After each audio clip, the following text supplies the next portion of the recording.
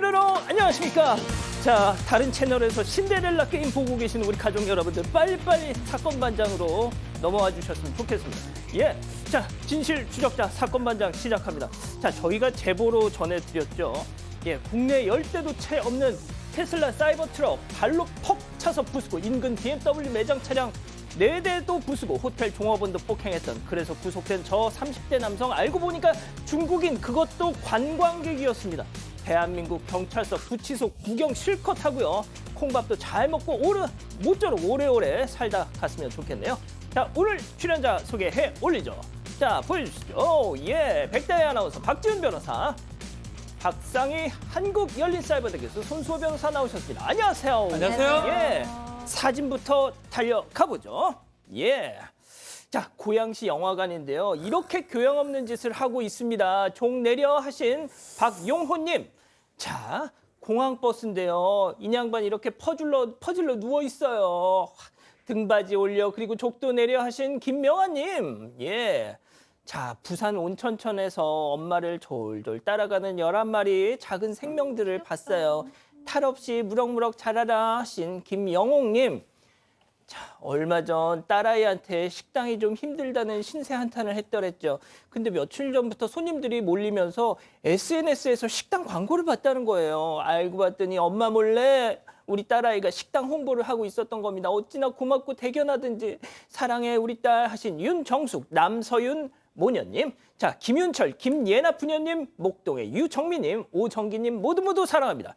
자, 재미는 물론 의리로 함께하는 아싸사바 뉴세이브 750. 예, 대한민국과 전 세계 동포 가족 여러분의 시선을 모아서 출발합니다.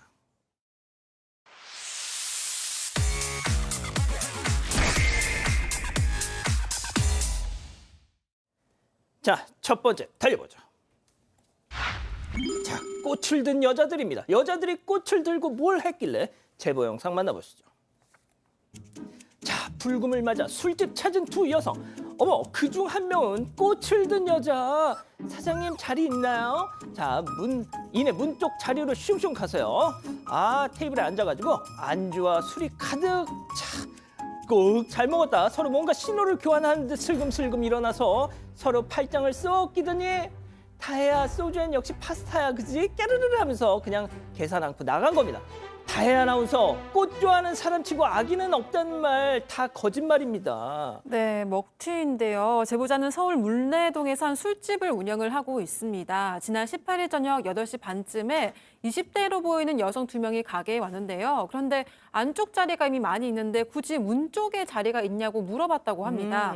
그래서 직원이 일부러 이 문 쪽으로 테이블을 깔아서 자리를 만들어줬다고 해요. 이들은 2시간 동안 소주 3병에 파스타, 토스트 등 안주 2개를 주문했고요. 주문한 안주가 늦게 나오니까 왜 이렇게 늦게 나오냐고 항의를 하기도 했습니다. 그래서 제보자가 서비스로 감자튀김까지 제공을 했는데 음식을 모두 먹고 계산을 하지 않고 사라진 건데요. 피해 금액은 모두 54,000원이라고 합니다. 박 변호사님, 예. 먹튀도 괘씸하지만 소주에 파스타 안주가 웬 말입니까, 이게? 좀 귀를 의심했습니다. 소주는 파스타는 아니죠. 와인 파스타로 가고, 하다못해 맥주 파스타 약간 이해됩니다. 소주 파스타 처음 들어보는 어떤 종목이라고 봐야 될 것 같은데, 경찰에 바로 신고를 했습니다. 경찰에 신고를 했는데 경찰 얘기에 따르면 이게 여성들은 이제 쥐문 같은 게 채취가 안 될 수도 있다라는 얘기를 들었다고 해요. 근데 이제 문제가 있어요. 파스타, 소주도 문제지만 꽃다발을 지금 들고 오거든요. 예. 상당히 꾸며 있는 상태입니다. 제보자 얘기에 따르면 뭐 무전취식 가끔 이렇게 당하기도 하지만, 먹튀들 보기도 하지만, 꽃다발 들고 꾸며진 먹튀는 처음이라고 합니다. 왜냐하면 이제 좀 보다 보면 약간 좀 힘들어 보이는 느낌이 들어야 되는데 아주 화려하게 화려해. 꽃다발 들고 맞아. 그 꽃다발로 그냥 사 먹지라는 생각이 들잖아요. 조금 이상하다. 이런 경우는 처음 본다면서 황당한 심경을 전하고 있습니다. 좋습니다. 자, 다음 이어가죠. 자, 길거리에서 문질문질입니다. 자, 식당에서 맛있게 해장국을 먹던 중에 정말 목격한 충격적인 모습, 제보 영상 만나보시죠. 자, 식당 문 앞 의자에 나란히 앉은 두 남녀. 여성이 손을 쭉 뻗어서 남성 귀를 쪼물딱쪼물딱 만집니다. 아유, 남친 얼굴 다 익혔다. 잠깐, 근데 저거 손이 맞나요? 가만 보자. 헉! 발! 족! 어머 웃겨. 내 발가락으로 내 남친 귀를 비비든 잡아당기든 그게 뭐 이게 불법이야라고 하면 딱히 할 말은 없습니다만 이거 말로 표현할 방법이 없습니다. 네, 그저께 제 고향 인천에서 벌어진 일인데 뼈다귀 해장국집입니다. 여기에서 식사를 하던 제보자가 이 장면을 보고 촬영해서 제보를 한 거예요. 그런데 지금 보면은 되게 젊어 보입니다. 20대로 보이는 남녀인데 이제 당시에 가게 앞에서 담배를 피다가 여성이 발로 남성의 귀를 잡고 문지르면서 이런 모습들을 보였는데요. 그런데 이것만 했던 건 아니에요. 뭐냐면 밖으로 나가기 전에 식당에서 밥을 먹을 때부터 이 남성이 계속 울고 있었다는 거예요. 눈물을 흘리면서 울었다. 그러더니 잠시 후에 함께 나가서 밖에선 저런 행동을 했다. 어떤 사연이 있는 건지 아니면 단순히 술에 많이 취한 건지 정확히 모르겠습니다만 길가에 또 지나가던 사람들이 많이 있었거든요. 그런데도 이런 행동을 했다. 5분 동안 이렇게 했기 때문에 좀 보기 안 좋은 거 아니냐. 이렇게 제보자가 제보를 해줬네요. 자, 다시 한번 이거 뭐 불법도 아니고 그냥 자기들이 알아서 할 일인데 박 변호사님. 예. 저 남성 부모님이 보시면 아이고 내가 이 꼴을 보려고 우리 애를 낳았나 하실 수 있잖아요. 야, 저거 남성 부모님 보면 큰일 납니다. 발로 이렇게 당하는 제 발입니다. 손이 아닙니다.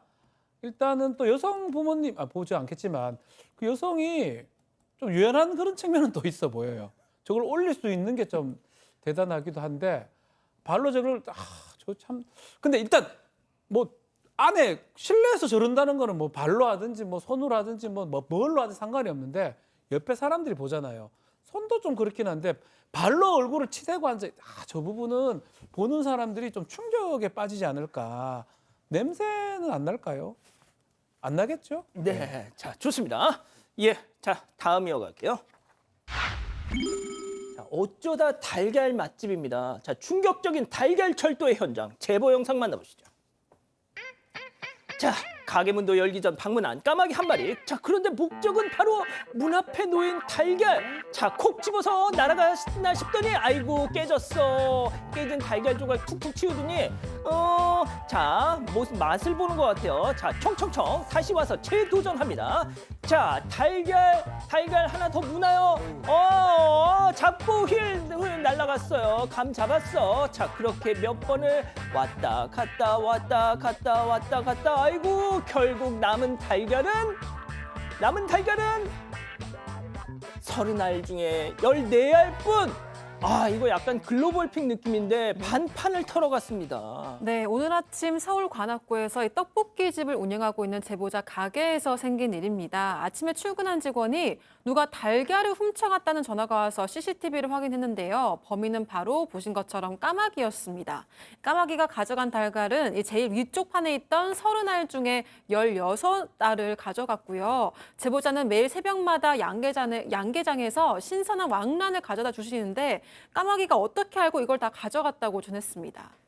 교수님, 저걸 먹으려고 가져간 것 같진 않고. 그래 저도 지금 좀 궁금해요. 먹으려고 그랬나 아니면은 저 새들이 알을 낳잖아요. 그러니까 약간 그런 알이라고 생각을 하고 뭐 우리들의 알, 내 알, 뭐 하여튼 뭐 보호하는 차원에서 어디 갖다 숨겼나 뭐 이런 생각을 했는데 어쨌든지 이 제보자께서는 원래는 9시에 가게 문을 열면 이 배달원께서 그 가게 안으로 달걀을 이렇게 친절하게 갖다 주시는데 이날은 좀 바쁘셨는지 밖에다 두었대요. 그러니까 저런 일이 벌어졌는데 까마귀가 달걀을 좋아하는지는 몰랐다며 재밌는 경험이었다면서 제보하셨습니다. 좋습니다. 자, 마지막 사연으로 이어가죠. 자, 밥 먹듯이 익십입니다. 자, 집단 지성의 판단을 받아보고 싶으시다면서 제보해 주신 사연 함께 들어보시죠. 안녕하세요. 평범한 직장을 다니는 50대 여성입니다. 30년 넘게 함께 일하면서 친해진 동료가 있는데요.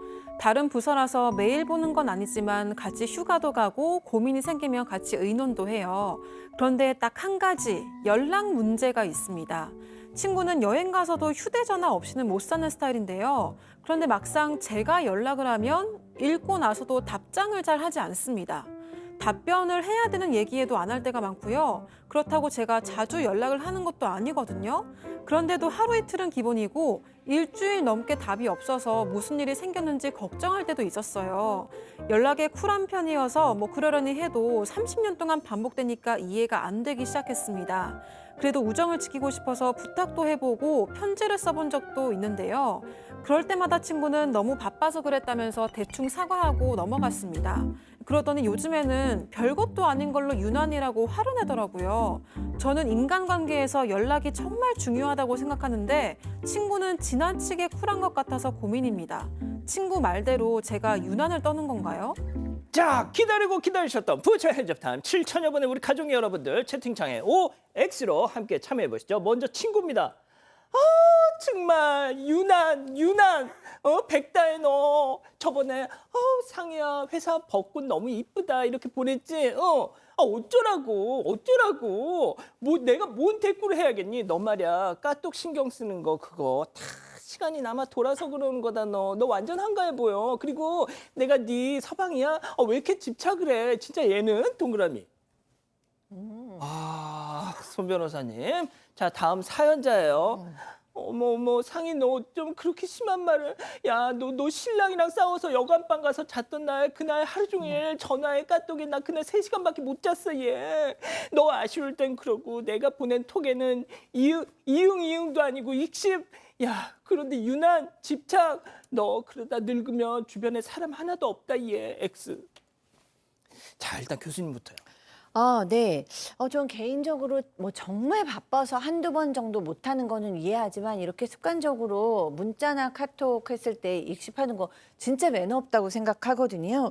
근데 이 친구분이 뭐 일부러 무시하려고 그런 것 같진 않아요. 물론 뭐 이렇게 답변을 안 하는 데는 여러 가지 이유가 있어요. 이 친구 빼놓고도 뭐 회피할 때나 심사숙고할 때나 뭐 진짜 바쁘거나 반감이 있거나 이럴 때 문자를 안 하는 경우도 있는데 이 친구 같은 경우는 뭐 좀 잘못 생각하시는 것 같아요. 이렇게 답을 안 해도 괜찮다라고 생각을 해서 뭐 이런 사소한 거 가지고 이래라고 얘기하는데 인간관계에 있어서 이 문자 그냥 읽고 모른 척하는 거 사소한 거 아닙니다. 맞습니다, 박 변호사님. 사회가 변했습니다. 현대 사회에서 가장 중요한 의사 연락 수단, 소통 수단이 이 카톡, SNS거든요. 그러니까 배려심이나 이런 것들이 부족한 거예요. 옛날 같으면 뭐 그게 가능하지만 지금은 이것을 통해서 차라리 답하기 싫으면 읽질 않아야 돼. 일을 남겨둡니다.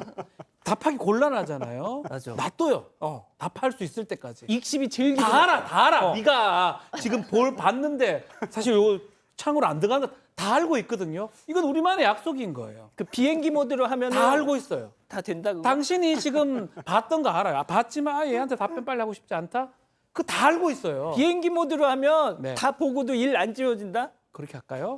어쨌든 간에 이거는 배려심 같은 거거든요. 뭐 옛날 같으면 가능하지만 지금 현대 사회에서 이 카톡 매우 중요한데 SNS에 일십 이건 너무나 배려심이 부족한 게 아닌가 생각이 듭니다. 제가 딱 사연자 성격이거든요. 저번에 백다희 아나운서 제가 딱 뭐 보냈는데 읽고 답을 안 하길래 제가 엄청 뭐라고 그랬었잖아요 그때. 정말 그때 제가 또 일이 있어서 불가피하게 읽지 말아요. 놔둬요.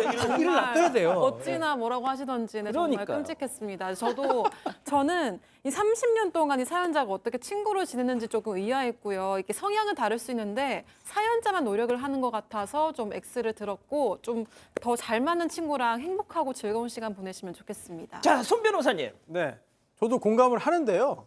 하지만 이 친구 사이라면은 상대방의 스타일도 좀 존중할 필요가 있지 않느냐. 이게 갑자기 이러는 것도 아니고 수십 년 동안 이렇게 했다면은 이거는 존중을 해야 되는 스타일이다라는 생각이 들고 또 박 변호사님께서 이제 소통 수단의 변화를 말씀해 주셨고 또 맞아요. 그런데 정말 급하다. 정말 중요하다. 이거 지금 바로 답장이 안 오면 큰일 난다. 나 이거 안 들으면 나 너 답답해서 못 견디겠다. 이럴 경우에는 전화하면 됩니다. 전화할 정도 아닌 그 정도 수준이 아닌 연락이니까 카톡 이제 보낸 거고 그 답이 없으면 좀 이따 또 기다리면 되지 않겠습니까? 친구 사이인데 업무도 아니고. 그렇군요. 우리 가족 여러분들은요? 네, 소리양님, 진정한 친구는 늘 편하게 소통하는 거 아닌가요? 라고 하셨고요. 하지만 러브러브님은 친구가 너무 바빠서 그런 거 아닌가요? 라고 하셨습니다. 좋습니다. 자, 이렇게 정리하고요. 첫 번째 사건 이어갑니다.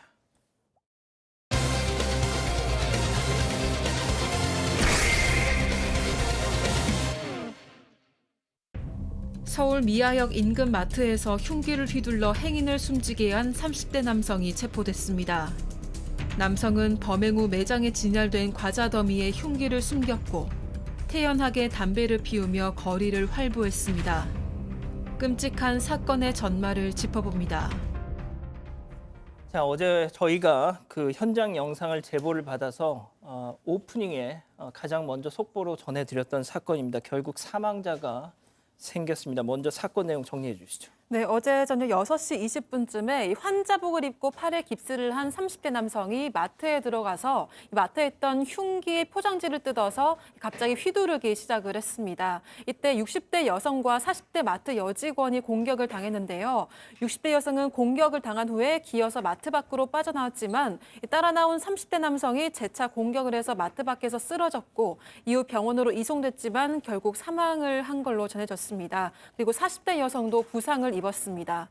30대 남성은 범행 이후에 흉기를 마트 안에 진열된 과자 더미에 숨기고 나와서 태연하게 주변을 활보하기도 했는데요. 이후 출동한 경찰에게 체포가 됐습니다. 남성은 피해자들과 일면식도 없는 사이인 걸로 확인이 됐고 체포 당시 남성은 술에 취한 상태였는데 본인 진술에 의하면 범행 직전에 마트에서 술 한두 병을 꺼내서 마셨다고 합니다. 당시 현장에 계셨던 많은 분들이 저희한테 제보를 주셨습니다. 그중에서 특히 이 사망하신 60대 여성분 어쩌면 소생하실 수 있었다 이런 말씀을 주신 목격자도 계셨습니다. 당시 목격 상황 직접 한번 들어보시죠. 환자인데 너무 방치를 해놓은 것 때문에 제가 열이 받아서 환자가 그렇게 막 피를 흘리고 날씨가 추웠단 말입니다. 살아계셨었거든요, 그 당시까지. 제가 볼 때는 20-30분 정도 이상이지 않을까 싶어요. 병원 옆에 병원 응급실에 있습니다. 내과도 있고 외과도 있는데 외과 전문 병원이긴 한데 의사님들이 나오셔가지고 치료만해서도 괜찮았지 않았을까 제 생각에는. 그렇고 병원이 30m밖에 안 되고 거리상으로 내가 걸어가 일반인은 15초, 20초만 가는데 뭐. 자, 뭐 말씀하신 것처럼 교수님 네. 그 바로 인근에 병원이 있었거든요. 네. 지금 이 제보자께서 너무 안타깝고 속상하고 분통이 터지시는 것 같아요. 그리고 들어보니까 저도 정말 좀 이해가 안 되고 속이 많이 상하거든요. 일단 이 사고가 난 데에서 걸어서 15초, 20초, 그러니까 30m면 정말 이렇게 눈앞에 보이는데 병원이 있대요. 이 범인이 입원해 있던 그 병원인데 거기가 외과 전문이라고 합니다. 그러니까 사실은 병원에 빨리 연락만 돼서 우리가 구급차도 오는데 병원이나 간호사가 빨리 와서 좀 실어가서 좀 도와줬으면 되지 않았겠느냐라고 얘기를 하시고요. 또 피해자가 피를 흘리고 있는데 날씨도 추웠는데 20분, 30분 그냥 길거리에 방치가 됐다라는 거예요. 더 놀라운 건 그때 옆에 경찰이 있었다는 겁니다. 이게 도저히 이해가 안 되신다고 했는데 저도 현장에 없었음에도 불구하고 이해는 지금 전혀 안 되거든요. 이 제보자께서는 이 마트도 자주 가셔서 이 부상당하신 분도 알고 있는 사이라 너무 충격도 크다라고 전하셨습니다. 그래서 저희 제보자께서 현장 영상을 보내주셨고 저도 사건 발생 직후에 상황이 담긴 영상을 봤는데 그때 영상 속에 이 피해자분께서 피를 흘리고 계셨던 그 모습을 저도 직접 봤습니다. 자, 그런데 좀 이해가 안 가는 것, 앞서 병원이 바로 옆에 있는데도 왜 이렇게 지체가 됐었냐, 그것 말고도 또 하나 있습니다. 체크포인트 짚어보죠. 자, 기다려 담배 한 대 피우고, 자, 또 다른 목격자의 얘기 들어보시죠. 범인 저쪽으로 이제 갔다고 해가지고 그 친구라도 한번 잡자라는 마음으로 좀 갔는데 그 친구랑 이제 대치까지 했어요. 대치했는데 경찰이 좀 빨리 왔어요. 이제 진압을 바로 해야 되는데 그 친구가 이제 뭐 담배 하나만 피고 갈 테니까 기다려 이렇게 하는 거예요, 말을. 제가 딱 봐도 이제 30살 초반대인데 근데 경찰들은 거기에 대해서 진압도 못하고 있는 거예요. 뭐 경찰차만 막 오고 그 친구 담배 다 필 때 동안 또 기다리다가 이제 뭐 진압을 또 몇 분 됐어요. 자, 박 변호사님. 네. 그러니까 체포되는 와중에서도 야, 나 담배 한 대만 태울게 하니까 그걸 다 필 때까지 기다렸다가 이렇게 붙잡았다라는 얘기인데 그렇죠. 제가 혹시 무슨 경찰 이렇게 교본에 상대를 자극할 수 있으니 충분히 시간을 주라는 뭔가가 있는가 싶어서 이상원 형사님, 저희 목요일마다 나오시는 이상원 형사께 물어봤습니다. 오늘 들어오기 전에. 그런 교본 내용 없답니다. 당연히 없죠. 당연히 없고 저기 더 문제는 뭐냐면 지금 경찰이 담배 피우는 그 시간을 주는 거거든요. 더더군다나 지금 피해자는 좀 피를 좀 흘리고 있고 호흡이 가는 상황이고 또 옆에서 어르신들이 그런 얘기, 아니 테이저건을 쏘든지 뭔가 조치를 취해야 되지 않느냐 하는데 아마도 경찰도 왠지 당황한 모습이에요.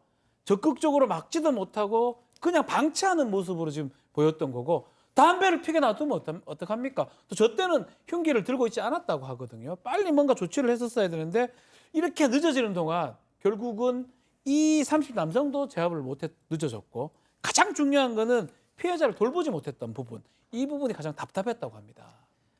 자, 야, 기다려. 담배 한 대 피우고 이게 저희가 그냥 지어낸 얘기가 아니고 실제 현장에서 저자가 경찰에게 반말로 손 변호사님, 야, 기다려. 나 담배 한 대 피울 때까지 좀 기다려 했답니다. 그렇습니다. 살인을 저지른 후에도 뭐 전혀 반성하거나 또 뭐 당황하거나 이런 모습들이 보이지 않고요. 굉장히 태연해 보이고 어찌 보면 굉장히 자신만만하게 뻔뻔한 모습을 보이고 있는 건데요. 당시 현장에 있던 그 카메라에 담긴 모습들을 보면은 범행 후에 또 저 장면 전입니다. 경찰이 오기 전에도 담배를 피우고 또 주변의 거리를 또 지금 화면에 나오고 있네요. 활보했습니다. 그리고 좀 전화를 거는 모습 보이잖아요. 저때 경찰에 신고를 한 거예요. 내가 사람 찔렀다. 이렇게 경찰에 신고를 했고요. 그리고 지금 저 전화기를 가지고 여러 가지 증거 자료를 찾기 위한 포렌식 작업을 진행하고 있는데 이제 전화기가 요즘에는 스마트폰이니까요. 통화 내역도 남습니다만 검색 기록도 남습니다. 그래서 검색을 무엇을 했는지 범행 관련된 게 있는지 찾고 있습니다만 아직까지는 범행과 관련된 그런 검색 내역이 나오지는 않은 것으로 전해지고 있고요. 또 당시에 아주 밝은 상황이었고 여러 명의 행인들이 있었기 때문에 현장을 본 사람들이 많아요. 그런데 목격자에 따르면 당시 공격을 해서 쓰러진 60대 피해자를 옆에 두고 그때도 담배를 피웠고요. 또 주변 사람들이 말리는데 또 상관하지 말고 그냥 가던 길 가라. 이렇게 또 말을 하고 그 후에 다시 쓰러져 있던 60대에게 재차 공격을 하는 아주 경악스러운 모습을 보였고 이때도 또 담배를 피웠다는 거예요. 또 당시에 계속 화면에 나옵니다만 환자복을 입고 있었잖아요. 그래서 현장에서 저 남성이 저렇게 거니는 것을 본 많은 행인들이 저 사람이 범인인 줄을 몰랐다. 이런 이야기도 하고 있고요. 마트 앞에 전봇대에서도 아주 태연스럽게, 아주 자연스럽게 서 있었기 때문에 예. 많은 사람들이 뭐 범인인 줄을 확인할 수 없었던 그런 상황이었다는 제보가 계속해서 들어오고 있습니다. 자, 교수님 여기까지만 들어보면 환자복을 입고 있고 혹시 정신병동을 뛰쳐나온 환자 범인인가 싶잖아요. 네, 저도 맨 처음에 들었을 때는 약간 그런 건 줄 알았어요. 그런데 지금 이 사람이 정신병동에 입원한 것이 아니라 술이 취해서 비틀거리다가 손가락에 상처를 입어서 정형외과에 입원했다고 합니다. 바로 어제 수술을 받았고 오늘 퇴원할 예정이었대요. 병원 관계자에게 물어봤더니 정신질환에 대한 개인 병력을 이야기한 바는 없었다라고 얘기를 하고요. 하루도 머물지 않은 환자여서 잘 아는 것이 없다라고 얘기했어요. 그리고 이렇게 근데 환자복을 입고 주변에서 배회하다 이런 일이 생겼다라고 얘기하니까 또 병원 관계자는 입원 환자에게 무단 외출 안 됩니다, 술 안 됩니다라고는 공지를 했는데 개인의 이탈이었다라고 얘기했습니다. 범행 동기가 뭡니까? 자, 지금 남성의 주장에 따르면 의사가 자신을 해치려고 해서 스스로 목숨을 끊으려고 하다가 겁이 나서 사람을 했었다. 이런 얘기를 좀 하고 있습니다. 납득하기가 사실 어렵죠. 예. 그래서 뭔가 진술의 일관성 없다고 봐서 정신질환 여부를 좀 조사를 하고 있는데 또 약물 검사 같은 것도 하고 있다고 합니다. 일단은 살인 혐의가 되기 때문에 구속영장을 신청했고요. 내일 영장실질심사 진행될 예정입니다. 살인 전과는 없고 비슷한 동종 범죄가 아닌 다른 범죄도 있고 다만 이제 여성을 향해서 범죄를 한 건 아닌 것 같고요. 여러 가지 좀 범행 동기라든지 다시 좀 봐야 될 것 같습니다. 마트는 일단 영업이 중지된 그런 상황입니다. 예. 신상 공개해야 합니다. 예, 신상 공개 서울경찰청에서 빨리 이 부분에 대한 고민을 해주셨으면 좋겠네요. 첫 번째 사건 정리하고요. 두 번째 이어갑니다.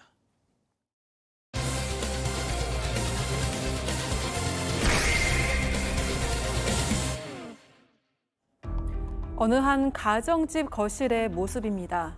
치매 노인과 방문 요양보호사가 식탁에 앉아 있는데요.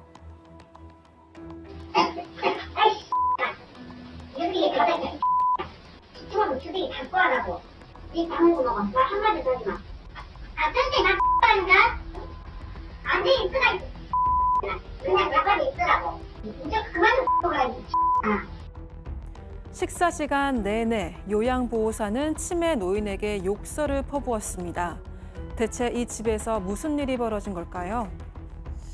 자, 댁에 혹시 치매 어르신이 계시는 사방 가족분들 계시면 오늘 이번 사건을 보시면서 정말 함께 우시지 않을까 싶습니다. 저도 이 내용을 보면서 너무 충격을 받았거든요. 그렇습니다.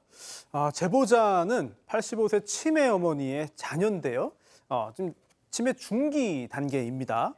그런데 치매만 있는 게 아니라 건강이 좋지 않아요. 당뇨도 있고 또 신장이 좋지 않아서 투석까지 받는 중인데요. 다른 사람이 돌볼 수밖에 없는 그런 상황입니다. 그래서 작년 6월부터 방문 요양보호사가 집으로 왔어요. 그래서 85세 어머니를 모셨는데 그런데 어떤 경위로 이 방문 요양보호사를 집에 들였느냐. 그때 일종의 면접이죠. 자신에 대해서 방문 요양보호사가 이렇게 얘기한 겁니다. 나도 치매 걸린 친정어머니를 10년 동안 모셨던 경험이 있다. 그래서 치매 환자 어떻게 돌보고 모셔야 되는지 누구보다 잘 알고 있으니까 걱정하지 말아라 라고 말을 했고요. 이런 이야기를 들은 자녀들이 믿고 맡기게 된 거죠. 그리고 정부에서 지원해 주는 게 하루에 3시간에 해당되는 부분 말입니다. 그런데 3시간만 가지고 될 일이 아니잖아요. 그래서 7시간 30분을 또 추가해서 개인적으로 비용도 지불하고 고용을 한 겁니다. 아유, 우리 친정엄마도 치매였는데 내가 10년간 직접 모셨어. 이렇게 얘기를 하니까 교수님 네. 10시간 30분을 맡겼습니다. 추가 비용을 내면서. 그러니까요. 사실은 이제 정말 믿고 맡긴 거죠. 그렇게 10시간을 맡겼을 정도면 정말 믿고 우리 어머니를 정말 전적으로 부탁드립니다 하면서 맡긴 건데 지난 2월에 갑자기 어머니 방에서 쿵 하는 소리가 들렸어요. 그래서 제보자의 동생이 막 그 방으로 뛰어갔습니다. 그랬더니 어머니께서 넘어져 계셨어요. 요양보호사가 뭐라고 했냐면 기저귀를 교체하다가 넘어지셨는데 일어나지를 못하시네요 라고 얘기를 하는 거예요. 서둘러서 병원에 모시고 갔더니 정형외과에서 우리 어머님 좌측 고관절 골절이시고 흉추 압박 골절이시다 이렇게 진단을 했어요. 수술도 받아야 되고 수술 후 3개월 이상의 치료가 필요하다라는 얘기를 들었습니다. 자, 어머니 다행히 수술 무사히 마쳤고 한숨 돌리려는 찰나 이 제보자 동생 기막힌 얘기를 듣게 됩니다. 체크포인트 짚어보죠. 자, 끊기지 않은 전화 직접 들어보시죠. 이모가 어느 날 어머니하고 이제 통화를 하다가 전화를 끊었는데 전화가 안 끊어진 거예요. 그 상태에서 그 요양보호사가 욕하는 소리를 들었다는 거예요. 아주 쌍욕을 들은 거예요, 이모가. 그 소리를 들은 거는 한 11월 달이라고 하더라고요. 근데 이모가 이게 긴가민가 해가지고 그동안 얘기를 안 하다가 요번에 이제 그 입원하고 이런저런 얘기를 하다가 이제 저한테 얘기를 한 거예요. 그래가지고 설마 하고 CCTV를 봤는데 자, 제대로 끊기지 않은 이 전화, 이 수화기 너머로 그 음성을 다 들은 겁니다. 맞습니다. 어머니 수술 마치고 입원을 시켜드린 다음에 이 제보자 동생 같은 경우는 이런 이모랑 이런 얘기를 하다가 이모한테 뜻밖의 얘기를 듣게 돼요. 일전에 어머니하고 뭐 통화하다 보니까 끊어지는데 끊어지지 않는 그 사이로 수화기 너머로 욕하는 소리가 들리더라라는 얘기를 제보자 동생이 들었다고 하고요. 이상하다. 욕을 왜 할까라고 생각이 들어서 집에 지금 저 홈캠 같은 게 설치가 되어 있는데 한번 홈캠 영상을 한번 돌려봐야 되겠다라고 판단이 됐던 것 같습니다. 홈캠 영상을 보고 충격에 빠졌다고 합니다. 자, 과연 어떤 음성이 녹음이 돼 있었는지 직접 들어보시죠. 선생님 아무리 치매가 걸렸다고 벌써 X하지 말고 밥 내 돈 안 와. 네 여자 밥 말이야. 그렇게 크게 처음을 쓰느냐? 너 X한테도 아주 미역 같아. 안 X로 내가 그래? 아무 돼. 안 된다고 안 된다. 엉덩이 들어. 나 이런 거 먹게. 다 X야. 진짜 배고프다고 뭐 달라고 하지 말고. 야이 주둥이 다 치워버려. X네. 네 말을 했다면 듣고 싶을 거. 쓰라고. 가만히 안 보면 아파라. 안 됐으면 안 됐어. 그냥 아파라. 안 한다래. 이름이 내가 말 좀 그래. 뭐 있잖아요. 자, 만약에 말이죠. 지금 이걸 보시면서 저랑 같은 생각하시는 분들 많이 계실 거예요. 만약에 내 어머니한테 저렇게 했다? 난 저 사람을 가만뒀을까 말이죠. 네, 이 제보자는 어머니가 치매를 앓게 된 이후로 이 거실에 홈캠을 설치를 했었다고 합니다. 이렇게 이모에게서 이런 충격적인 이야기를 듣고 설마 하는 마음으로 홈캠을 확인해 봤는데 이 어머니를 잘 모셔줄 거라고 굳게 믿었던 요양보호사가 이제 어머니를 학대하는 모습들이 담겨 있었습니다. 요양보호사는 식사 중인 어머니에게 아무리 치매가 걸렸다고 먹을 거 뒤지지 마라. 내일부터 안 나온다. 너 혼자 밥 먹든가부터 시작해서 이 방송에서 전할 수 없는 심각한 수준의 폭언과 욕설까지 내뱉었습니다. 또 거동이 불편한 어머니가 바닥으로 쿠션을 떨어뜨리면 도와주는 게 아니라 빨리 주우라고 소리를 지르고 또 어머니가 의자에 앉으면 식탁 쪽으로 팍 밀쳐서 부딪히는 경우도 있었다고 하고요. 또 식사 중인 어머니의 머리를 밀치는 모습도 담겨 있었다고 합니다. 여러 번 담겨 있었다고 하고 또 홈캠은 시간이 지나면 자동으로 삭제가 되기 때문에 기록이 남아있던 지난해 12월부터 1월까지 요양보호사의 학대를 확인한 정도가 이 정도인 거고 언제부터 학대가 있었는지는 알 수가 없는 상황이라고 전했습니다. 또 거실에 홈캠이 있다는 사실을 알면서도 이 정도였다면 방에서는 더 심각했을 거다 이렇게 추측하고 있는 상황입니다. 어르신이 이제 팔순 어르신이 목 넘김이 쉽지 않아서 물을 마시면 물 좀 작작 처마셔라 이 XX야 하면서. 자, 이 제보자는 이 영상을 직접 확인하고 어떤 기분이셨을까요? 들어보시죠. 혹시 뭐 전에 그 간병인 아줌마가 뭐 때리거나 그랬냐 물어보니까 머리카락 당기고 뺨을 때렸다는 거예요. 그러니까 뭐 방에 있거나 CCTV가 없는 데 가서는 안 봐도 상상이 되더라고요. 밥 먹을 때 흘린다고 그런 욕을 하는데 기저귀에 대변 넣고 그러면은 오죽했어요. 안 봐도 뻔하지. 근데 본인은 처음에 딱 잡아떼더라고요. 그 나중에는 잘못했다고 하는 거예요. 너무 속상하셨을 것 같아요. 아니 이거는 속상한 게 아니고 뭐라고 얘기를 해야 될까요? 표현은 못 하겠습니다. 좀 울컥하시네요, 손 변호사님. 네, 그럴 수밖에 없는 것 같습니다. 제보자가 영상을 다 확인한 다음에 추궁을 한 건데요. 그 전에 일단 어머니한테 확인을 한 거예요. 그랬더니 간병인이 때린 적 있냐? 여기에 이런 질문에 대해서 어머니가 머리카락도 당기고 때리기도 했다, 뺨도 때렸다 이렇게 이야기를 했습니다. 그래서 이걸 따져야 되니까 이 간병인에게 요양센터에서 만나자라고 이야기를 했습니다. 그런데 이 요양보호사는 자기를 고용기간을 더 연장하려고 부르는 거라고 생각을 하고 나온 거예요. 그래서 이 제보자가 물어본 거죠. 어머니가 집에서는 어떠셨어요? 라고 했더니 내가 잘 밥도 떠먹여주고 반찬도 만들어서 잘 주고 잘 챙겼습니다. 라고 말을 했는데 이게 너무나 뻔뻔한 대응이죠. 예. 참 용서하기 힘든 그런 대응인데요. 그러자 그제서야 이제 제보자가 사실은 영상을 다 봤다. 어머니한테 학대하는 거 다 봤다. 라고 말을 했습니다. 예. 그런데도 요양보호사는 처음에는 발뺌을 하다가 나중에서야 겨우 잘못을 인정했습니다. 자, 지금 확인된 것만 2개월 정도가 저희한테 보내주신 저 학대 영상이 10개가 넘습니다. 그러면 다른 기간은 어땠느냐? 이거 진짜 짐작이 되잖아요. 자, 교수님, 저 어르신 네. 지금 상태가 어떻대요? 네, 지금 어르신께서는 일단 2월에 고관절 수술을 받으시고 요양병원으로 가셨었는데요. 자식들이 이 사실을 알게 된 거예요. 그래서 도저히 병원에도 그냥 계시게 할 수가 없어서 집으로 모시고 왔는데 이 수술 받기 전에는 그래도 혼자서 걷기도 하시고 앉아 계시기도 하셨는데 지금은 이제 누워만 계신다고 합니다. 식사도 잘 못 하시는 상황이라고 해요. 그리고 어머니께서 어느 날부터가 자꾸 미안해, 미안해 이걸 너무 많이 얘기하시는데 지금 와서 생각해 보니까 너무 오랜 시간 학대를 받다 보니까 미안하다라는 말이 그냥 입에 밴 것 같다라고 얘기를 하셨어요. 예. 어머니께 어머니 요양보호사가 했던 행동 저희 다 알고 있어요 라고 얘기를 했더니 눈물을 조용히 흘리셨다고 합니다. 가만둬야 되겠습니까? 노인 학대, 폭행, 업무상 과실치상 혐의로 고소를 진행할 예정인데 사실은 그 기저귀 갈다가 다쳤다고 얘기했던 부분 이것도 사실 의심스럽다고 합니다. 사고 아니지 않나? 또 뭐 폭행 다른 거 아니냐?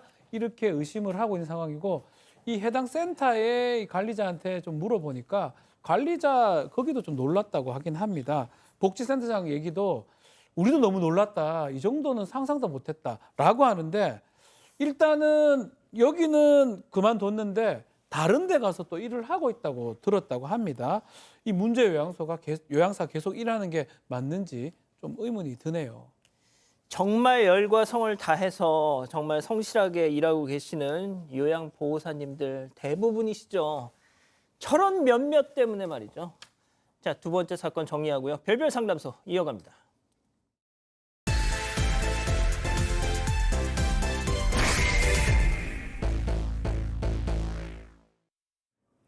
한 남녀가 음식점에 들어섭니다. 그리고는 딱 1인분만 주문을 하는데요.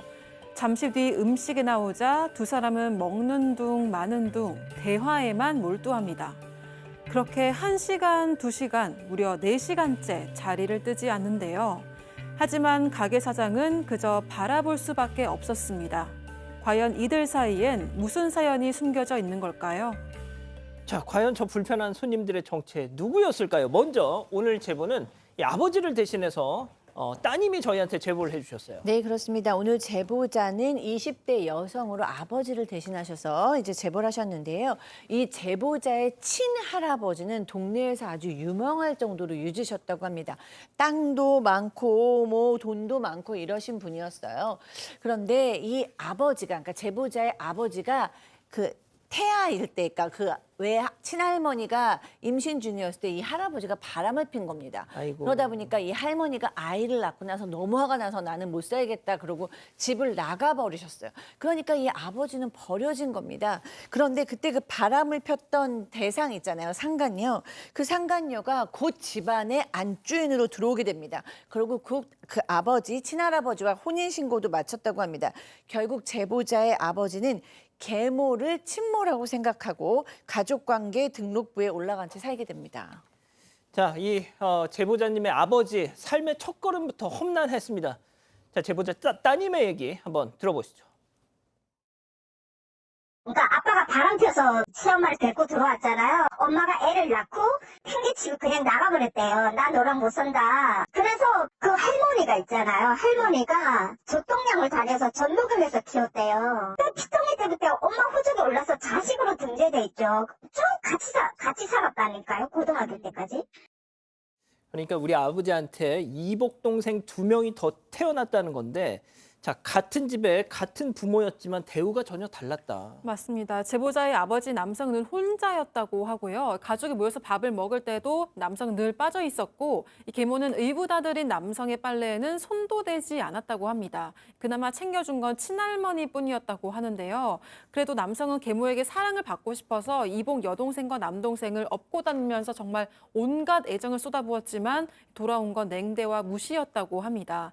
그러던 어느 날 계모의 값비싼 반지가 사라지는 일이 있었는데요. 그런데 계모는 남성에게 너잖아, 다 알고 있으니까 빨리 내놔 이렇게 좀 도둑 취급을 했다고 합니다. 남성은 억울한 누명을 쓰고 결국 고등학생 나이에 가출을 했고 그 이후에 일용직을 전전하면서 힘들게 살았다고 합니다. 반면 이복 동생들은 아버지의 든든한 지원을 받으면서 좀 사업도 하고 승승장구했다고 합니다. 자, 정리를 하겠습니다. 지금 이거는 할아버지, 할머니, 제보자의 할아버지, 할머니의 이 집안, 그러니까 아버지, 제보자의 아버지가 당했던 그 집안의 얘기를 지금 전해드리고 있는 거예요. 자, 그런데 몇 년 전 지역 유지를 통하던 아버지가, 그러니까 이 제보자의 할아버지가 되겠죠? 세상을 떠나셨는데 그때 충격적인 비밀이 있었다고요. 맞습니다. 이제 아버지가 이 사실 상당히 재산이 좀 많았다고 알려져 있는데 뭐 부동산이나 이런 것들이 거의 사라지고 땅 하나 정도가 있었다고 합니다. 아버지 살아계실 때 또 재산 한 90%를 확인해 보니까 이 계모 명의로 다 넘어가 있었다고 하고요. 나중에 80대 계모가 하는 말이 이 남성한테 아버지 몫으로 재산 한 5천만 원 넘겨주겠다라고 일반적으로 통보를 했고, 그래서 좀 안 되겠다 싶어서 아버지가 남긴 땅 시세를 알아보니까 무려 10억이었다고 해요. 그러니까 입장에서는 나도 내 몫을 좀 제대로 받고 싶다고 하니까 아하이 너무 욕심내면 체한다. 네 분수껏 살아라. 라고 80대 계모가 얘기를 했다고 합니다. 자, 아버지가 남긴 10억짜리 땅을 두고 남성과 계모 간의 재산 다툼이 벌어졌습니다. 그렇습니다. 계모는 아니 한 게 뭐 있다고 재산을 받아가냐 뭐 이런 입장이었어요. 그런데 따져보면은 사실 그 전에 이 계모를 만나기 전에 이제 받았던 그런 재산도 있고 이미 다 형성돼 있던 거기 때문에 오히려 계모와 상관없는 거 아니냐 이런 반박도 할 수 있었는데, 그런데 이렇게 다툼이 있던 상황에서 계모가 최근에 폐렴으로 갑작스럽게 중태에 빠졌습니다. 그러자 그러니까 제보자의 아버지죠. 아버지가 그래도 키워준 엄마인데 병원으로 갔습니다. 그랬더니 이복 형제들이 견제를 하는 거예요. 그러면서 아니 친자식도 아닌데 왜 우리 엄마 거를 이게 넘보냐? 그냥 당신 아버지 거 받고 손 떼라. 이렇게 거칠게 나왔는데요. 그러자 제보자의 아버지도 나 그 집에서 자랐고 또 가족관계등록부에 또 예전 호적에도 친자식으로 올라가 있다. 나도 받을 자격 있다. 이렇게 또 받아쳤습니다. 자, 앞서 이 아버지의 재산 90%가 이미 계모한테 넘어갔다고 말씀드렸잖아요. 자, 그 재산의 규모가 무려 50억 원이 넘는답니다. 네, 그런데 이복 형제들이랑 2차전이 벌어졌는데요. 이 남성이 허락도 없이 부모님 명의 땅 위에 마음대로 건물을 짓고 있었다고 합니다. 남성이 바로 현장으로 갔는데 이미 공사가 진행 중이었고요. 남성이 이 땅 지금 분쟁 중이다. 당장 중단하라고 외쳤습니다. 이복 여동생의 공사 인부들한테 연락을 받고 와서는 남성한테 왜 남의 앞길을 막냐. 차라리 오빠가 죽었으면 좋겠다. 이런 막말을 했고요. 이복 남동생도 이 땅 못 쓰게 막고 공사 방해한 것까지 전부 다 고소하겠다면서 협박을 했다고 합니다. 자, 남성이 그래 법대로 하자 딱 하고 형제들 연락, 이복 형제들 연락 다 차단했어요. 그러니까 직접 찾아왔다고요. 네, 그렇습니다. 이 남성이 음식점을 운영하고 있는데요. 이 이복 남동생과 이복 여동생이 찾아왔어요. 그러더니 음식을 둘이 왔잖아요. 하나만 시키는 겁니다. 그 종업원이 네? 이러니까 우리 너무 배불러서 그래요. 이것만 먹고 빨리 갈게요. 라고 얘기를 했는데 그 후회가 더 황당합니다. 왜냐하면 이 음식 하나 시켜놓고 그 자리에서 4시간을 수다를 떨고 가는 거예요. 그것이 또 끝도 아닙니다. 그때 그 음식 하나에 대한 영수증 있잖아요. 그 영수증을 가져가서 음식 맛없다, 위생 불결할 것 같다 이렇게 음식점 그 리뷰도 남긴 거예요. 그래서 이제 남성이 이런 식으로 하면 영업방해로 신고하겠다고 얘기를 했더니 이 이복 형제들은 아니 우리가 돈 주고 사 먹어가지고 정당한 리뷰 남긴 건데 이게 뭐가 죄가 되냐 이렇게 좀 적반하장으로 나왔다고 합니다. 자, 그럼 여기서 오늘의 궁금증 짚어보죠. 자, 재산 받지 마! 괴롭히는 이복 형제들. 저는 엄마의 재산을 받을 자격이 없는 걸까요? 라고 묻고 계십니다. 자, 이제 문제가 이제 가족관계등록부에 기재가 돼 있다고 하는데 친자인지 아니면 입양 같은 걸 거쳤는지 이게 가장 중요합니다. 아마도 입양 과정을 못 거쳤다고 하면 등록부에 등재가 돼 있다고 하더라도 친자가 아닐 가능성이 높거든요. 사실 좀 이런 부분들 좀 확인을 해봐야 돼요. 본인의 상황 자체가 뭐 실제로 등록된다고 해가지고 무조건 자녀가 되는 게 아니기 때문에 사실은 지금 상황상으로는 이복 형제 말들이 일부 맞아 보이는데 이런 경우는 또 확인할 부분도 있으니 전문가의 도움을 좀 받아야 될 것 같습니다. 손 변호사님 여기에 덧붙이실 말씀 짧게 부탁드립니다. 네, 이거 말고 90%가 생전에 증여로 계모한테 넘어갔잖아요. 이것도 유류분 반환 관련해서 따져봐야 됩니다. 공동상속인 중에서 한 명에게 미리 생전에 증여된 것이기 때문에 이것도 잘 따져가지고 받아낼 수 있을 가능성 충분히 있습니다. 자, 교수님. 네, 저는 이 이복 동생들이 너무 유치하게 느껴지네요. 이건 아마 어렸을 때부터 엄마가 니네 오빠는 뭐 우리 가족도 아니다 이렇게 가리킨 것이 아닌가 싶습니다. 성인답게 어른답게 좀 합리적으로 생각하시기 바랍니다. 이 오빠가 너무 안쓰럽잖아요. 어렸을 때부터 고아처럼 자라고 그 이유도 본인들의 엄마가 제공한 건데 이제라도 열심히 사는 오빠를 좀 도와주시고 밀어주시지는 못할 망정 방해는 안 하셨으면 좋겠습니다. 그러니까요. 네, 가족분들도 김영환님 전문가 도움 꼭 받아서 돈 받을 거 받으세요라고 하셨고요. 진월비님은 어디서 적반하장이냐 이렇게 화를 내셨습니다. 그러니까요. 자, 별별 상담소 정리하고요. 글로벌 픽 이어갑니다.